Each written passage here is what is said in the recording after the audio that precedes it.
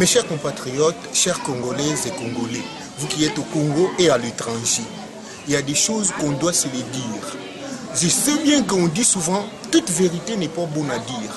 Mais aujourd'hui, laissons-nous réfléchir sur quelques questions. J'ai des préoccupations. Je me pose souvent des questions. Des préoccupations qui sont peut-être des vérités. Mais parmi vous, vous savez ce que je vais dire. La première des choses, c'est quoi? En 2011, nous avons eu nos députés, les députés nationaux de l'IDPS.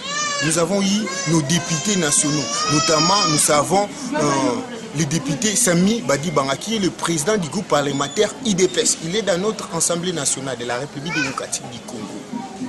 Mais le président Tshisekedi a bien dit qu'ils ne doivent pas participer à l'Assemblée nationale. Celui qui va participer sera chassé. Chose qui a été faite. Mais certains de nos députés sont allés.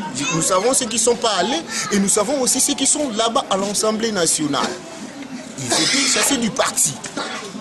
Mais il y a quelque chose qui m'étonne aujourd'hui. Après Genval, nous avons, nous, l'IDPS. Donc l'IDPS a fait alliance avec des députés nationaux qui sont dans l'Assemblée nationale. Et pourquoi pas récupérer nos députés nationaux? Nos députés nationaux, excusez-moi. Comment?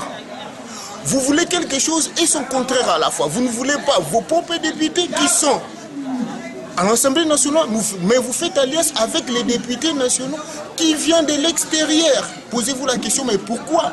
Vous savez que l'IDPS a fait alliance avec Franck Diongo, il est député national. L'IDPS a fait alliance avec le président de l'ICD, Martin Fayoul. Il est député national, mais qu'est-ce qui se passe? Comment faire quelque chose et son contraire? Ce n'est qu'une question que je me pose. La deuxième des choses, ça aussi vous devez le savoir. En 2011, il y a eu une élection présidentielle. La CENI a proclamé que c'est Kabila qui a réussi. Le président Tshisekedi et l'IDPS n'étaient pas contents de ça. Et c'est pourquoi on a vu le président Tshisekedi prêter serment. D'où il y a crise. Le président Tshisekedi a prêté serment et pour l'IDPS, Kabila n'est pas le président de la République démocratique du Congo. Pour l'IDPS, M. Kabila n'est pas le président. Mais je me pose encore une autre question. Lorsque nous avons demandé le dialogue, dans la feuille de route de l'IDPS, il n'y avait pas de préalable. Dans la feuille de route de l'IDPS, il n'y avait pas de préalable. Mais après Genval, on trouve des préalables. Je ne suis pas contre ces préalables, mais je me pose la question.